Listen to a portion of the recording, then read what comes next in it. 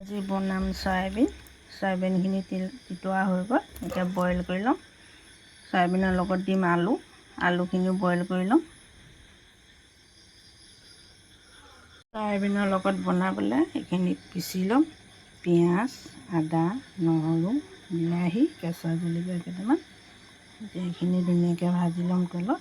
এইখিনি তেলত দি দিছোঁ। ভাজি ল'ম, ভাজি পিচি ধুনীয়াকৈ পেষ্ট বনাই ল'ম।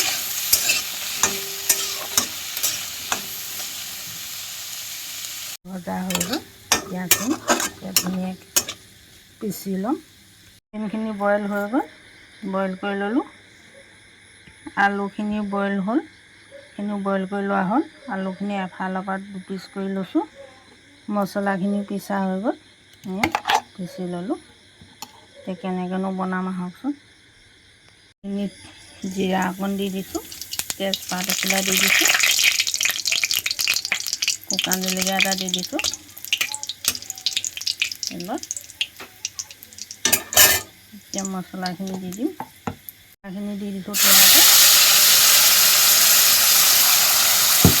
ধুনীয়াকৈ লৰাই ল'ম।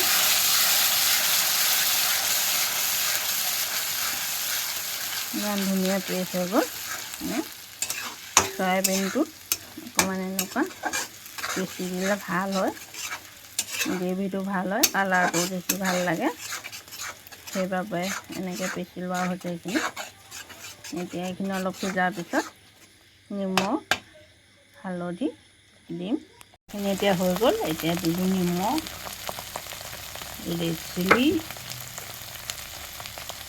ৰংগুড়া, মছলা দিম। ধুনীয়াকৈ পিঁয়াজখিনিত মছলাখিনি মিক্স হোৱালৈকে লৰাই থাকিম। তাৰপৰা সয়াবিনখিনি ঢালিম।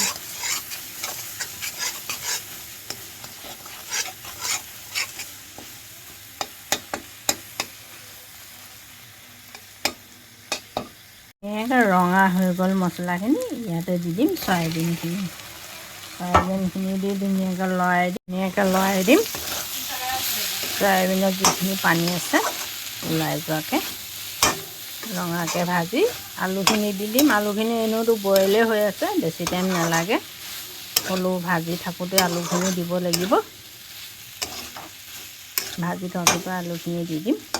এতিয়া অলপ ভাজি ল'ম। এইখিনি ভজা হৈ গ'ল। এতিয়া অকণমান লৰাই আলুখিনি দি দিম ইয়াতে। তাৰপৰা আকৌ সয়াবিনে আলু আকৌ এবাৰ ভাজি ল'ম। তাৰপৰাহে অকণমান পানী দি গ্ৰেভি টাইপৰ কৰিম। আলুখিনি ইয়াতে দি দিছোঁ, আকৌ এবাৰ লৰাই দিছোঁ। আলুখিনিত মছলা সোমোৱাকৈ, এনেও সোমাবই বইল আলু।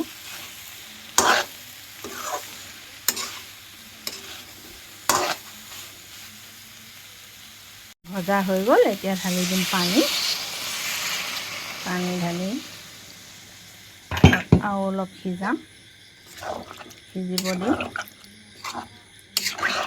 পানী বেছি দিয়া নাই। সয়াবিনত পানী বেছি দিলে ভাল নালাগে, গ্ৰেভি টাইপৰ কৰিম। এতিয়া এইটো আৰু অলপ সিজক। হৈ গ'ল, ধুনীয়া ৰেডি হৈ গ'ল। এতিয়া বাঢ়ি দেখাম আপোনালোকক। ভিডিঅ'টো কেনেকুৱা লাগিছে জনাব। যদি ভাল লাগে চেনেলটো ছাবস্ক্ৰাইব কৰি ল'ব। বাই।